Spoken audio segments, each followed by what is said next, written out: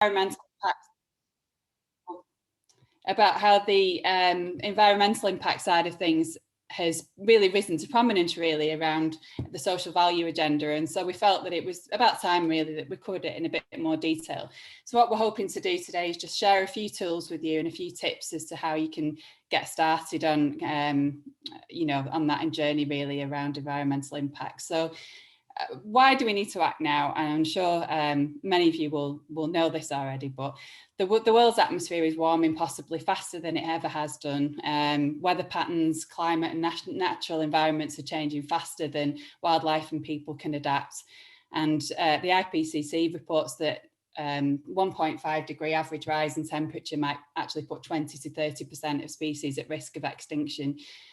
So there's a real urgency around this and a real need to sort of start getting to grips with this agenda. And this is everyone's problem.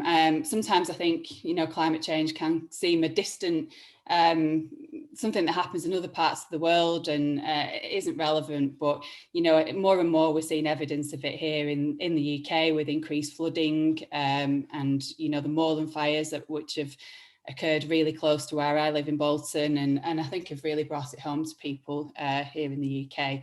But, across the world, obviously, it's in evidence all the time. So there's some global targets that have been agreed. In 2016, the Paris Agreement stated that they would look to hold the increase in temperature to well below 2 degrees and pursue efforts to limit the temperature increase to 1.5 degrees. And alongside that, there was a target to achieve net zero by 2050. And that's where the amount of greenhouse gases produced are no more than the amount taken away. And here in the UK, we've also, pledged to reach that net zero greenhouse gas emissions target by 2050. And that's both by reducing existing emissions, but it's unlikely that sectors such as aviation and agriculture will actually reach zero emissions. So there's a need to take carbon out of the atmosphere as well, through planting trees and through technology like bioenergy with carbon capture and storage, where carbon's actually taken out and stored underground, and that results in a kind of a negative emission scenario.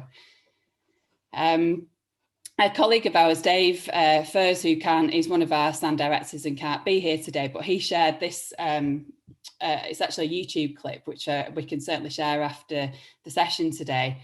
And it's the Sustainable Development Goal wedding cake it's referred to. And I thought this was a really nice way of presenting the Sustainable Development Goals, of which there are 17, and it can seem kind of a little bit overwhelming, the quite a detailed set of indicators that go along those. But I like the way they're presented here, because you can see that the environment sort of tier of the wedding cake, if you like, is at the base and really underpins all the other goals that, really we can't achieve those social and economic goals unless, we really tackle the environmental tier here around life on land, life below water, clean water and sanitation, and climate action. And those three strands obviously correlate really nicely with the triple bottom line that we talk about in social accounting of economic, social and environmental. But I think this is about going beyond the targets as well, and recognising that actually a low carbon world is great. There's co-benefits for health in terms of reduced air pollution, improves air quality and some of the long-term conditions that are associated with poor air quality. It's great for the economy, and it's also great for equality in terms of creating a kind of world that everyone would want to live in, where no one's left behind. It's also about being a catalyst for change, and I think this is something I feel really strongly about. Is we've got to be that change that we want to see, and it's up to every one of us to kind of be a catalyst to make the change within our own organisations and within our own lives as well. And it's the right thing to do. It's increasingly there's research to suggest that being a kind of a forerunner in around this area is aligning with the kind of values that customers are looking for, and also a place that people want to work. So according to research by Global Tolerance, almost half the workforce, 42%, now want to work for an organisation that has a positive impact on the world. So it makes a lot of sense to kind of start looking at this. So why measure? I mean, I'm sure as many of you will have been doing social accounting for years, and you know, don't need to kind of sell this to you, but what we measure because it drives improvement, and there's that old adage around what gets measured gets done, and that's certainly true. It's also about demonstrating that commitment and accountability to stakeholders. And I think increasingly within social value frameworks, the environmental kind of outcomes are becoming more prominent. And the UK government's social value model actually includes fighting climate change as one of its 5 themes. So at this point, I'd like to just hand over to Colette. She's just going to give us a flavour of how Wythenshawe Community Housing Trust have started to tackle this agenda. Hi, thanks, Karen. Yeah, so I don't know how aware people are of the social housing sector, but I think in generally across the country and I guess across many countries, our housing produce an awful lot of emissions. So in terms of us as an organisation, about 98% of our emissions come from the houses that we own rather than what we actually do as an organisation. So retrofitting our houses is a key aspect. But what I've really focused on today is what we, as an organisation, what we're starting to measure and what we're starting to take action on.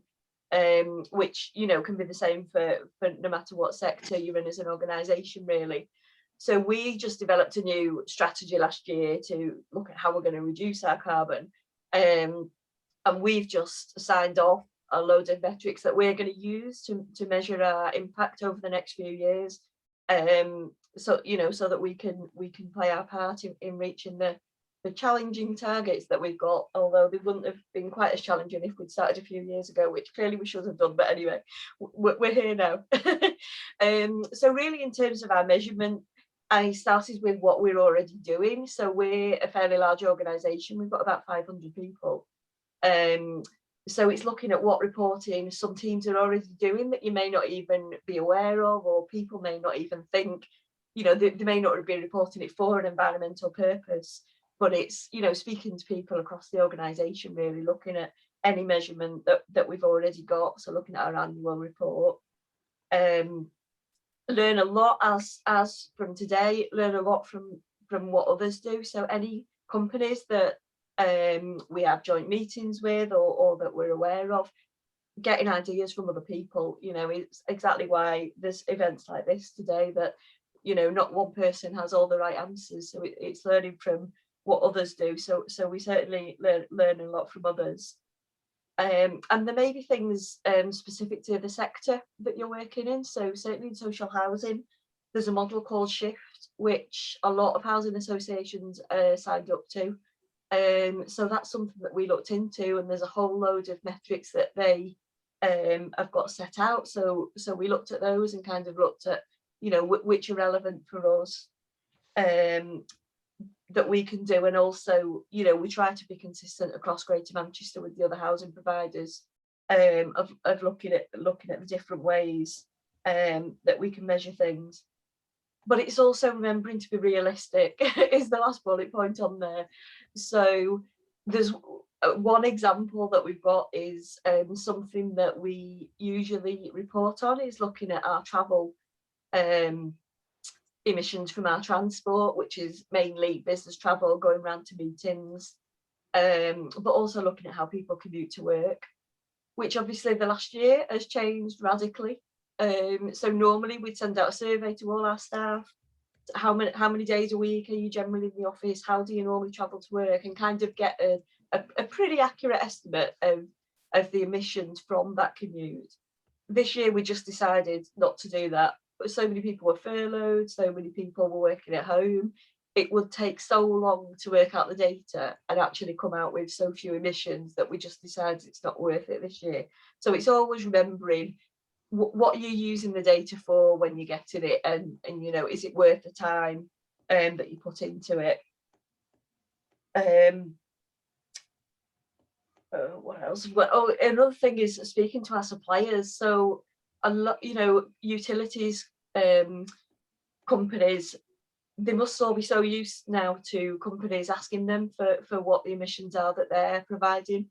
So the first time I went to our gas and electric supplier this year, I got a report through which it had our consumption, but then I discovered that they can also provide us with our actual CO2 emissions. So I went back to them, and you know, it's just trying to get as much as you can out of suppliers, because they may be able to give you the data in terms of actual emissions, rather than you then having to work out, how do I make this into emissions? So we're fortunate in that we are working with a consultant this year to help us with our measurement. But you know, a lot of it can be done from you know, depending on the size of your company, a lot of guidance is out there. And I think on the next slide, we've got some of the tools that that we've used and that we recommend for others. Can you go on, Karen? Yeah.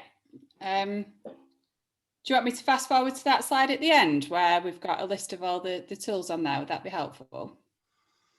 Oh, yeah. Yeah, sorry, I'm doing it in the wrong order. No, it's okay. Let's go back now. There we go.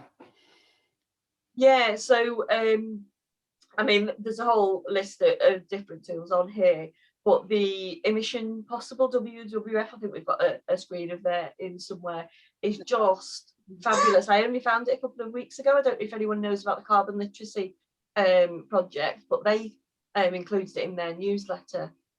And for knowing where to start and how to get help with, you know, the different steps along the way, this tool is just amazing. So we've got the web link in the presentation for you. But you know, it literally takes you through step by step about getting all your bills, getting all the information that you've got, so that you can do it. So you know, the shift tool that we've used is very similar, but the shift is specifically for housing sector. But you know, there's plenty of things out there that can help you, so you don't have to start from scratch, really. Sorry, Karen, do you want to get back on order? No, yeah, no, it's fine. There's no right and wrong way to do this. Okay. Well, thanks, Colette. That's really helpful, and hopefully gives you a bit of an insight into the housing sector and how they're tackling things. But obviously, there's some sort of very generic themes around how you can start to take action here. So I've just listed some of the obvious ones there. Obviously, it's around your energy use and around transport, as Colette was saying.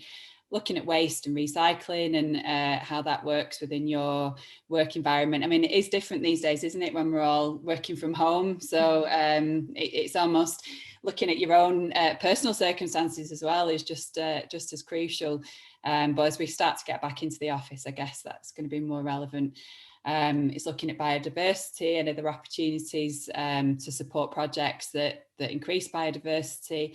About food consumption, and you know, in big offices where there's canteens and things like that, how can we look at where food is sourced and procured from. And it's also about that education and behaviour change. So this is something that I'm really passionate about. Adrian, you know, in Bolton, and myself have been really campaigning to get carbon literacy out into communities in Bolton. If you're not familiar with the Carbon Literacy Trust, it's a great place to start if you're looking at education for staff, but also for communities. And there's lots of different toolkits that are free to access that'll give you a really good set of resources to deliver what is actually a one-day worth of training that creates real behaviour change in those who receive that.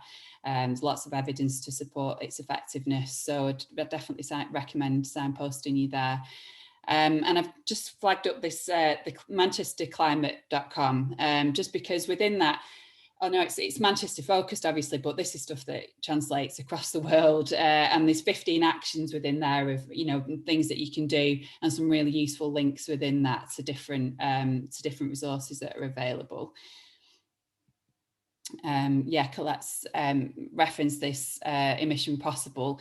This is just one screenshot of the step-by-step guide, but there's a whole set of resources and toolkits that sit on the website behind that, again, all free to access.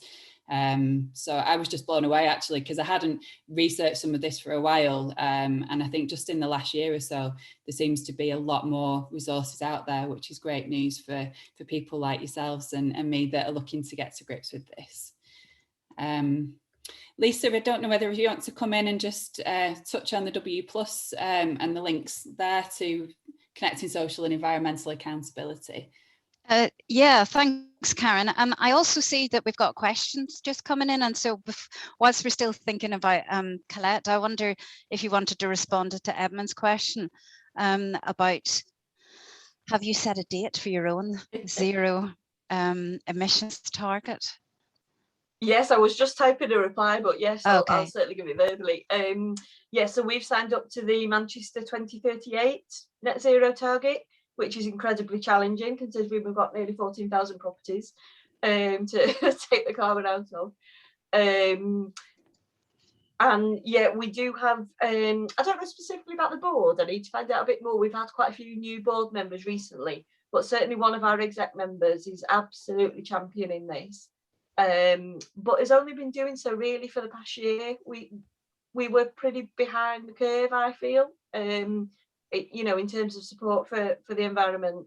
But yeah, there's been a massive change in that, and it has been quite transformational having somebody on the exec championing it.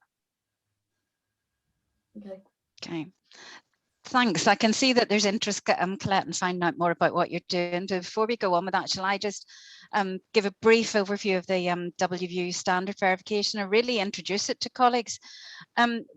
We thought it would be useful just to reflect on the level of activity and the connections, making those connections between environmental and social accounting and impact, and that where our focus may have been in certain areas very much on social impact, that actually our links and our activities are becoming much closer and much more tightly connected and interdependent with environmental accountability as well.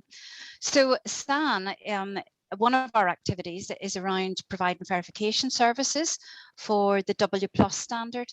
And the W+ standard is a standard for women's empowerment, and it's typically used by and in international settings. And you can see there this diagram that we've got is that it considers the impact of projects on individual women and communities of women in terms of the time, their income, their assets, their education, their health, their food security, and or their leadership. And this has been something that has been developed, and SAN is working with the W+ organization, and its originators, WOCAN, which is Women Organizing Change in Agriculture and Naturalization.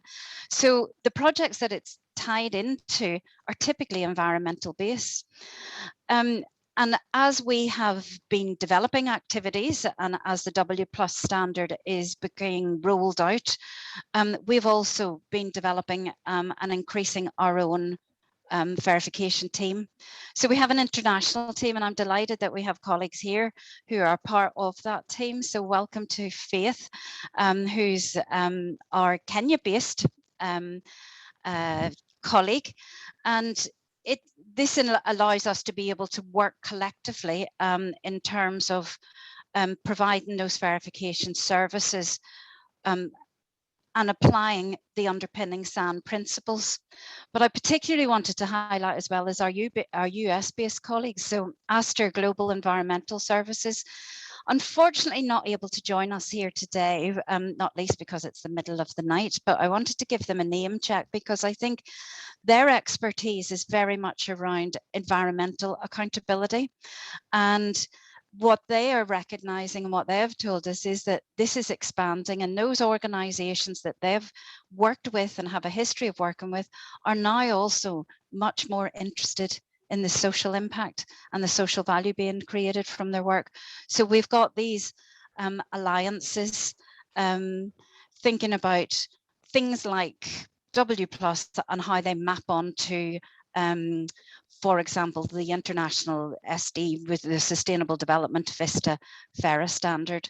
So I think we just wanted to highlight that these things are happening. We're seeing increased activity at home and indeed internationally, and opportunities to apply our learning and share our learning from across sectors and indeed happening in different countries.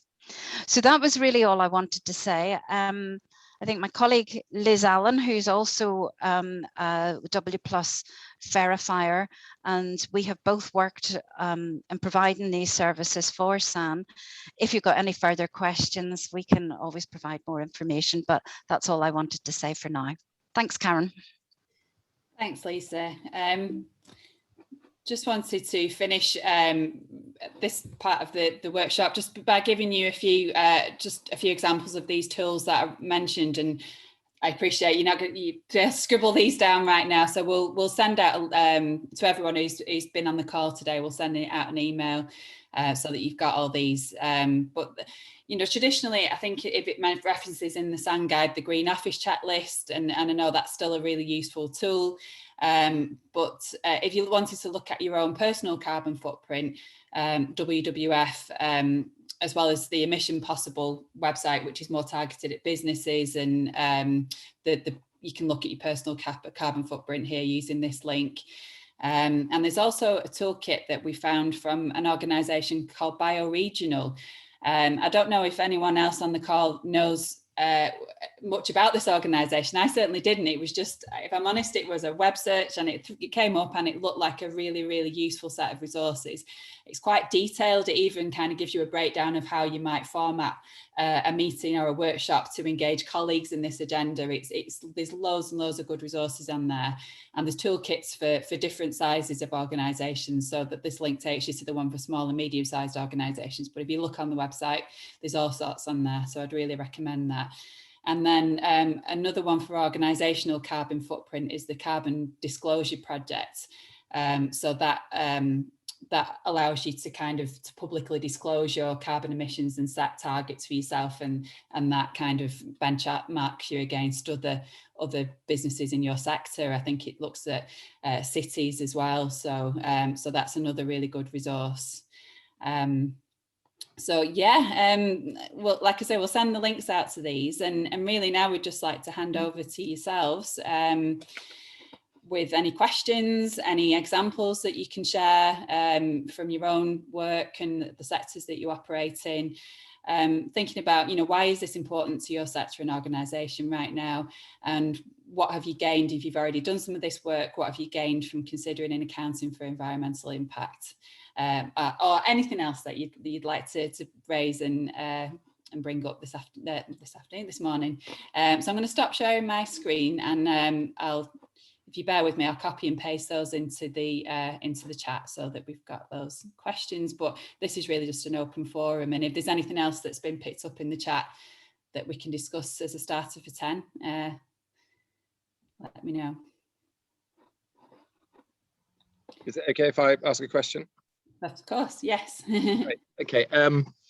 So I've been looking quite a bit on the sort of climate accounting actually recently, and it started with looking at climate risk, so looking at natural capital, human capital, effects on climate and everything else. And I'm recently elected to the council in Buckinghamshire, to a unitary council, and in a lot of the talks that I've been hearing there, climate's pretty low on the agenda, and that's obviously one of the reasons I'm there. I stood only on the basis of climate action, so I'm elected by everybody just to take climate action. And I'm just wondering, in terms of getting it into the way that councils look at their accounts, and I saw somebody else was from a parish council, it would, there's accounts for all levels of councils. How are we going to get climate risk, particularly, into the accounting systems for the councils? Because until it is, we're not going to see massive climate action, particularly from those laggard councils currently like my own. Until they start accounting for it and putting it into the accounts, we're not going to see that. So I don't know, what are your thoughts on that? Yeah, well, I'd be interested if anyone else can come in with any more relevant experience. I mean, from my own experience, I feel your frustration. You see the gap between in my own town here in Bolton, the climate emergency was declared a couple of years ago, but we're only just starting to see strategies and kind of talks emerging around what's actually going to happen, what's actually going to change. And yes, obviously we've had COVID in the middle of that, but I do share that that frustration. I think Adrian might want to come in. Yep, go for it, Adrian. Yeah, thank you. Thanks, Karen. And I think that is a really pertinent, relevant issue right now. So, Edmund, I'm an elected member in Stockport Council, okay. And like most councils, they have a climate action plan.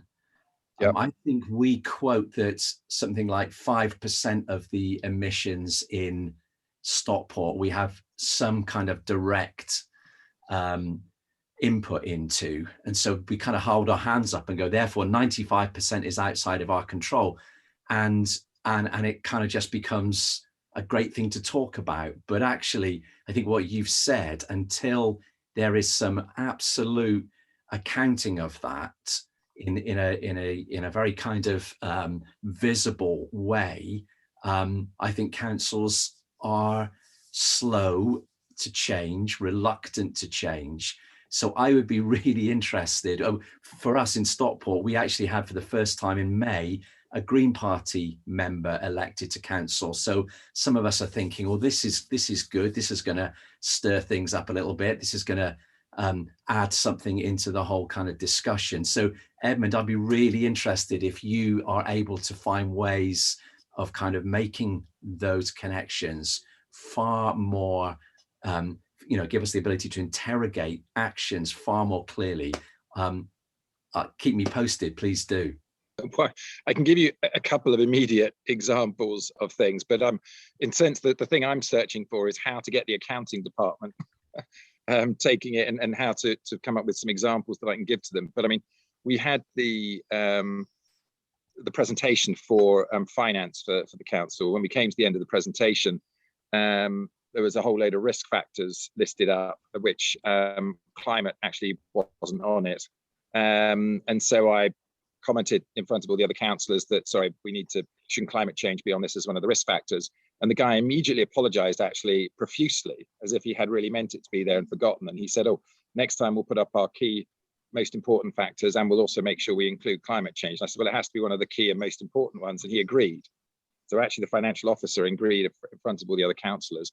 We then had another one where we were looking at the transport strategy for one of the towns. And the transport strategy had been developed based on a 2050 net zero target for the government. And there were 2 or 3 ways of getting the transport strategy to work. And then I went and commented to the consultants we had there, well, that's all very well doing it based on a 2050 carbon net zero strategy. And this is a 20-year transport plan. And having just seen that the government in Germany was sued by some young people and brought forward its plan to 2045 within about a month of the court case, seeing these kind of things happening everywhere, the likelihood is that the scenario will come forward, whether it's 2045, 2040, etc. And then our transport plan that we've spent tens of thousands of pounds, if not hundreds of thousands, creating and have got launched on, will all have to be changed when we're in the middle of doing it based on a 2050 one. And they took that on board as well, so that they may now create a scenario which is looking at a 2030 or 2040 net zero scenario, so that at least we're prepared for it within the plan. And then the third thing was on pensions, is when we came to looking at the divestment strategy, is lots of people are writing, a few people are writing to the pension fund saying that it needs to divest from fossil fuels because of carbon emissions, and that the fossil fuel companies could be a stranded asset, and that would mean that their pension fund is worth less. But what they're forgetting to say is that in actual fact, the pension fund is investing so that people can have a good life when they get to the age of 60 or 70. and that if people are only 20 or 30 now, if we pollute the planet at the level we're polluting it, there won't be a nice planet to have a good life on, and it won't make any difference how great their investments are financially. And that now I've now got the point where some people are starting to write into our pensions scrutiny committee, stating about they're not just interested in their pensions being invested financially correctly, but also to make sure they have a comfortable life in terms of the planetary boundaries and climate risk. So these are all things where I'm just saying them to people, and they're being registered. I'd be really interested to give our finance department, here's a format of what somebody else on a council has done in the financial sense. That's why I'm here, I guess. That's what I came hoping for. If I could jump in, Edmund, it sounds like it's great that you're finally there and making some of these changes and making them look at it. I have a little bit of a background in risk management, but I can also suggest that, as you probably know, the SASB in the accounting is going through this. So if it's helpful, I might be able to suggest a few things like that that are starting to bring it in. I 100% believe there needs to be something, the accounting equivalent of green dollars, that you do something for the right way, which is one of the reasons I'm coming into things like social value and the TOMs, etc. Because it's being on an Excel spreadsheet, it gets the accountants thinking the same way. They tend to think in straight lines and square boxes. And I think it's just a translation issue. But if you'd like, I can try to think of some extra things to add into this. But it looks like you're doing it the right way. They need to increase their risk register. They need to put into the fact that the procurement is changing, and that's a legislation, which means it's a big risk if they don't do it. I'd be surprised if they finally aren't doing it. I've had a tiny bit of work in public sector, and it does need to be done from the very beginning. And again, sustainable procurement, in social value, it's easy if you do it from the beginning. So I can sort of take this offline, and hopefully, we can pull together a list of things to send back out to the group here. I mean, I'd love to do that. I did see a talk which went into quite a bit of detail only last week on a new British standard for accounting, sustainable accounting. So if I had the number in front of me, I would give it to you, but it was literally last week. They've just brought one out. So I'll try to look that up as well. Great. Thank you. Yeah, please do just to speed anything into the info at Social Audit Network. I'm looking at Lisa. Yeah, if you want to share anything in the chat, we've got some of your connections, and thanks for putting your LinkedIn connection, for example, Brenda. We can share the chat as well and some of that information with when we follow up. I'm just conscious there are a number of other points in chats as people wanted to contribute. So I think picking up on what Brenda said as well, Priya has also in the chat identified the importance of procurement and how you weave into the procurement procedure the commitments, the targets, the limits, and it makes me think, not knowing the detail, but I know of that Salford Council has got good practices in that area, particularly around their social value procurement and the environmental aspect within that. And then Karen, I know Steph wants to ask a question, and then Marcel. Okay. So I thought if we did it in that order. Great, yeah, thanks Steph. Would you like to come in? Okay, it's me. If it gets noisy, apologies. The seagulls are fighting on the roof. Environment. I'm really interested in the smaller organisations, particularly the voluntary sector. Mm-hmm. And this is quite frightening for them. And all they can see is money it's going to cost. Mm. So I think they've got their heads around, the organisations I look after have got their heads around the things that they have to pay for because of environmental impact. So disposal of more hazardous waste, they get that. Mm-hmm. They also understand that there's free resources available, such as what you've displayed today, which you've shown us today. The bit that's missing and that I'm being pressured to help them with is how they can actually gain. So income generation, either in in-kind income or in actual monetary income, how they can look at doing things differently that impacts positively on the climate change reduction that they've all looking at, but also assists the coffers. Now, I was really interested in what you said about the personnel. People, 42% of people are looking to be employed by someone who has good environmental values. But is there any organisation that's actually working on this net gain? Because it all seems to be focused on what it's going to cost an organisation, the extra things it must put in place. What about those little organisations that haven't got whole departments, haven't got specialists in all of this? Is there anyone working on that? Yes, let's throw that open. Does anyone know of any organisations that are really getting to grips with this? Colette?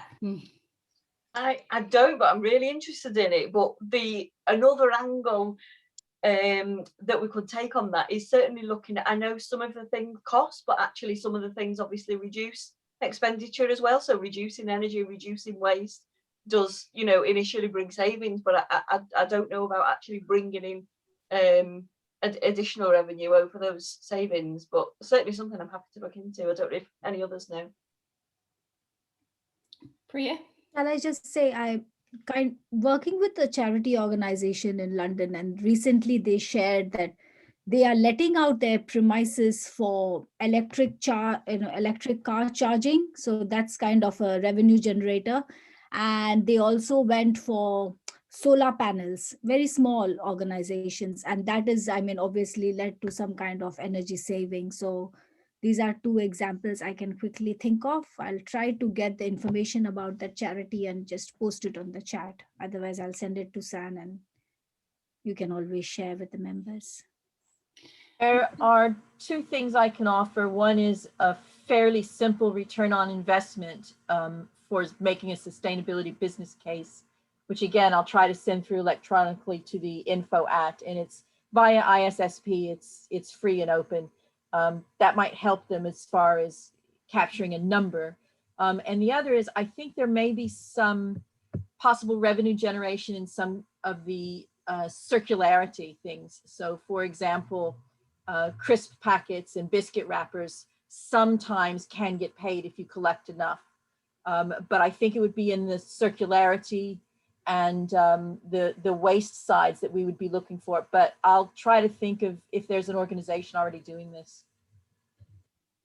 I think there's just something as well, I think, about that, you know, the values of an organisation, and many of these smaller charities and voluntary sector organisations, it's sort of, when I'm working with them, it's kind of keying into why do they exist and what's their purpose, and often, you know, that sense of wanting to do the right thing and make those changes around, you know, the wider world and having a positive impact kind of often aligns really closely, and sometimes there are quite simple and easy changes that can be made that start to kind of be that catalyst, and it's not about kind of presenting smaller organizations with these huge targets that they have to meet. It's just gently kind of it's starting where they're at, really, and yes, there may be financial gains, but they'll certainly gain a lot as well as that from kind of addressing some of this, I would say.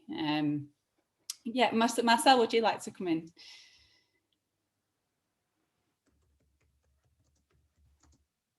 Yes, following up from you, what you said, Karen, that is really important. I'm going back in history in assisting a rather large charity to start accounting for their carbon emissions. And a lot of the staff really ended up driving it, and I could step back. I was contracted to assist. But yeah, there was a lot back in 2000 and well, the report came out in 2007, so it would have been 2006 that that we collected the data and reported on it. Back then, it was when just a little bit of history, when An Inconvenient Truth came out, the documentary, and everybody was really wanting to do something, and there was, you know, a lot of energy. And then unfortunately, after 2007, in 2008, the GFC happened. And then nothing, and then the whole project was dropped. It was about to be rolled out to 15 of these services under Mission Australia's auspice, and the whole thing dropped, and then no one mentioned climate change. So anyway, but I just wanted to say that I felt engagement was, so we got people in that were working in the particular services to identify what they could do in their office to reduce emissions, for waste management, for environmentally friendly cleaning products, etc. And so, because every office differs, and so getting was a huge plus, and I think that it's very necessary. Now, in terms of sustainability accounting, I mean, I know that San did have a connection with SEAR, you know, the Centre for Social and Environmental Accounting Research at St Andrews. Now, they, of course, it's academic, and unfortunately, translating that to practice isn't always that easy. But there are probably people within the sustainability that are very up with sustainability accounting for those in councils. So I still have links with SEAR, and I participate in their discussion groups, and there is a lot happening there with them. What else can I say? Just that here in Australia, the two gentlemen talking about the situation with councils and talk about councils, it's very similar here, that the odd council declares a climate emergency and then not very much happens. But what we're trying to do is get councils to compete with one another on their sustainability performance, and so that we can up the bar, and also putting pressure on them to declare a climate emergency. And there is talk of actually getting the different councils audited to see what they're actually doing, and then making that public. So sort of naming and shaming, or giving, you know, giving credit to the different councils. But yeah, so I can't say very much about what's happening here in Australia overall. I actually stopped being involved when SROI came to town. I'm not interested in SROI. I don't want to be part of it.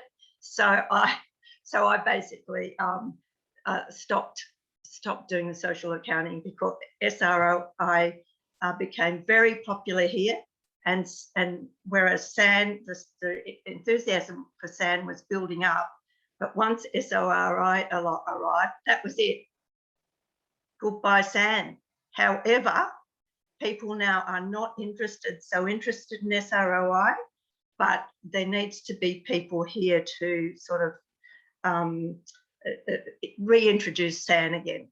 So, so that's the position here. But I have sent a copy of the 2007 carbon accounting report to Lisa. So if you're interested in having a copy, I think it's quite a good report for early days. And with moving forward, the goals are fairly minimal, because we had to get central office to agree, and they hadn't really been so involved because we work from a state level from Queensland. So the goals were less than, so if you do look at the report, the goals are less than what we would have liked. But you will get an idea of the enthusiasm from the photos and what we've done and what we wanted to do in the report. I did have a quick look at that last night, Marcel. It looks great. Yeah, it's definitely a forerunner, I think. Thank you. Yeah. I just wanted to pick up on, I like this idea of people competing to demonstrate action. I think that's something that will drive progress. And it made me think of a podcast I listened to recently that was by Mary Portas. Mary Queen of Shops, you might remember her here in the UK. She did a program, but her podcast is called The Kindness Economy, and it really shines a spotlight on some of the businesses, big name corporate businesses, that are kind of looking much more at the way they do things, both for social and environmental good. And her whole mantra is that, you know, there isn't any other way to do business now. We've got to have this kindness economy at the heart of what we do. So I'll share a link to that if anyone's interested. Right. I found it a good listen. Is there anyone else who'd like to come in with any maybe examples of if you've had a go at this and how far you've got, or any other questions? We've got about 10 minutes left.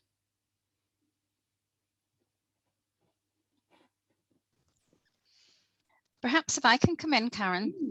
And it's really an observation, and I think it picks up on many of the things actually that Colette and you have highlighted earlier, that I have recently been talking to my colleagues who are a team of business advisors supporting small businesses, women in particular, to set up and grow their own businesses. And increasingly, you know, environmental and indeed social or sustainable development broadly is on the agenda, is what it's either their driver for what they're doing, but also they're exploring and keen to find out how can they implement. So it's at a different level than perhaps how do we implement and get the council to do something, but there's a willingness and an interest, and the challenge is to find the tools that are relevant. And I think, you know, so as an observation, I think some of those tools that you have shared with us are very, very helpful. And I also think that it's actually really important to have this diversity of tools, because it's what's realistic and achievable and appropriate for one individual who may be running a small business for another who's a freelancer, who's another who's, you know, a significant employer, but they will all be different. But the overall ambitions, or, you know, wanting to contribute, are the same. And so I think we have now the challenge of how do we navigate through all of these? And, you know, I think then the discussion and the feedback from forums like this of what we're finding is helpful, is very useful. And certainly I've been prompted to share your emission, you know, for the World Wildlife Fund checklist as something that's very practical and that people can relate to. But I think I suppose the question is, how do we navigate all of this?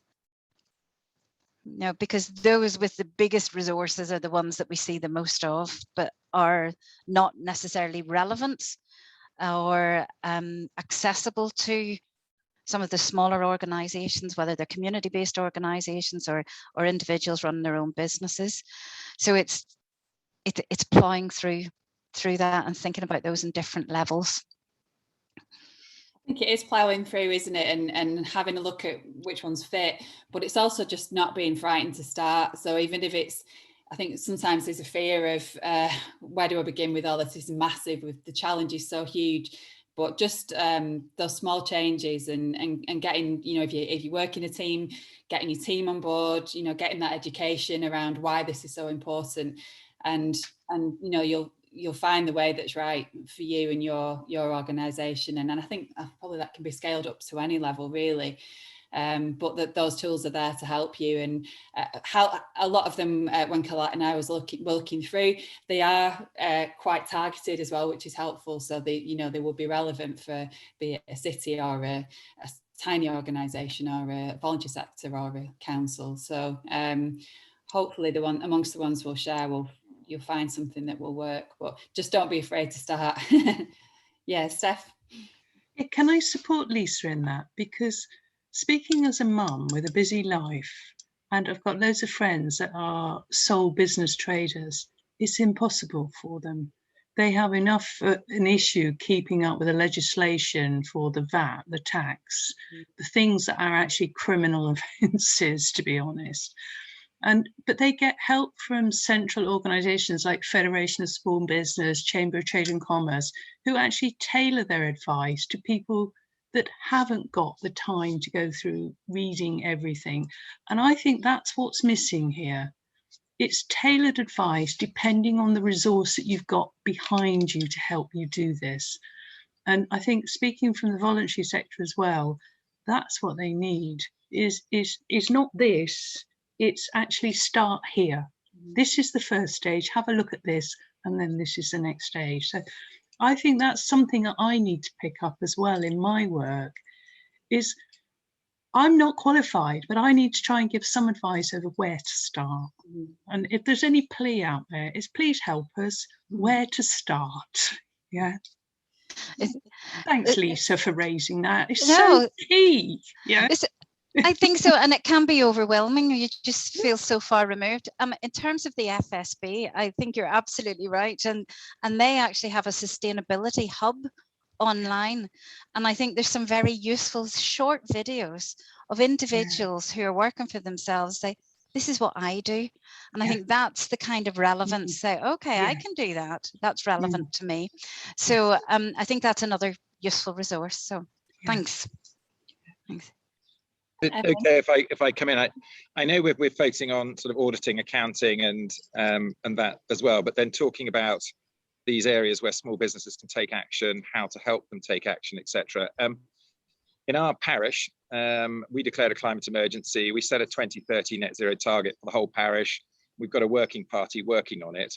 I haven't actually started on our plan, but we did just start on general projects, just to give you an idea of one, which is we have 4,000 homes here. So we distributed 4,000 packets of wildflower seeds with a half-page picture of a bee, so that people could put a metre of wildflower seeds in their front garden, stick their bee picture in their window, which hundreds of them have done now.